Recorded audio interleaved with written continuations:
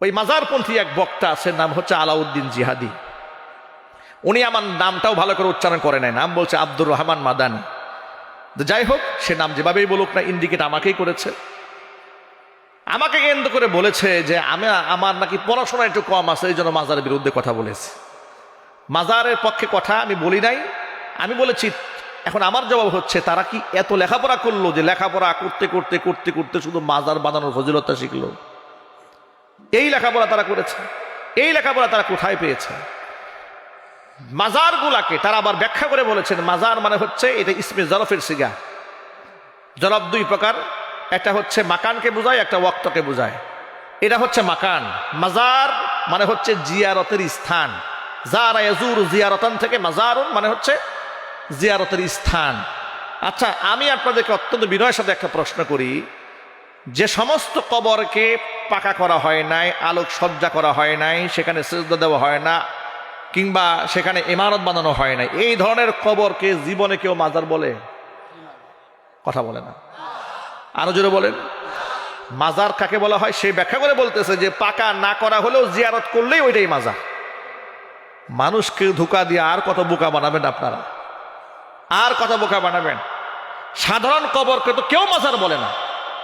এমনকি কোনো আল্লাহর ওলি যারা আহলুস সুন্নাহ ওয়াল জামাতের প্রকৃত অনুসারী যারা, তারা মারা গেছে আর তাদের কবরটাকে মাজার বানাইয়া মাজার শরীফ লিখেছে, এমন ইতিহাস তো কোথাও নাই। কথা বলতে হবে, ঠিক কিনা বলেন?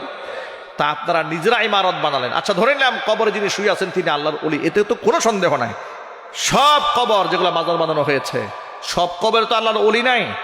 আমাদের দেশে তো এমন ল্যাংটা, ভণ্ড, পাগলা, ছাগলা এগুলোর মাজারও আছে, যারা নামাজও পড়ে নাই জীবনে এক ওয়াক্ত। এমন ভণ্ডদের মাজার বাংলাদেশে নাই।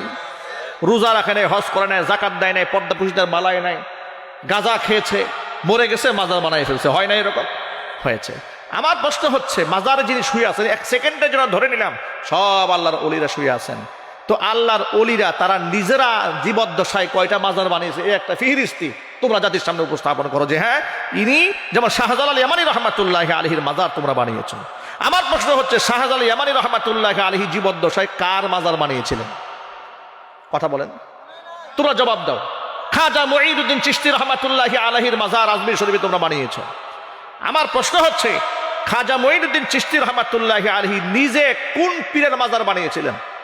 কোন পীরের মাজারে তিনি গান গিয়েছিলেন? কোন পীরের মাজারে গিয়ে তিনি নিজে সেজদা দিয়েছিলেন? সেটা জাতির সামনে প্রমাণ করেন।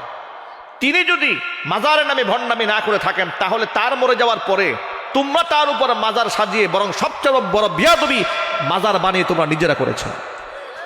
যারা মাজার ভেঙেছে তারা বিয়াদবি করেছে সেকেন্ড টাইম। প্রথম বিয়াদবি তোমরা করেছো, তার উপরে মাজারটা বানিয়ে চিৎকার দিয়ে বলতে হবে, ঠিক কিনা বলেন? তাহলে তোমরা এই কাজগুলো কেন করলে? এই কাজগুলো তোমরা কেন করেছো? আল্লাহর ওলিদের সাথে বিয়াদবি তোমরাই করেছো।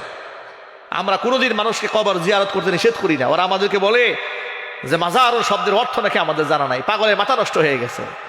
আমরা সব জানি মাজার শব্দের অর্থ জিয়ারতের স্থান, কিন্তু যেখানে শুধু জিয়ারত হয় সেগুলোকে মাজার হিসেবে বাংলাদেশে পরিচিত নয়। মাজার হিসেবে পরিচিত সেগুলো যেগুলো শুধু জিয়ারত হয় না, যেগুলোর পূজা হয়, সেগুলাই মাজার হিসেবে পরিচিত।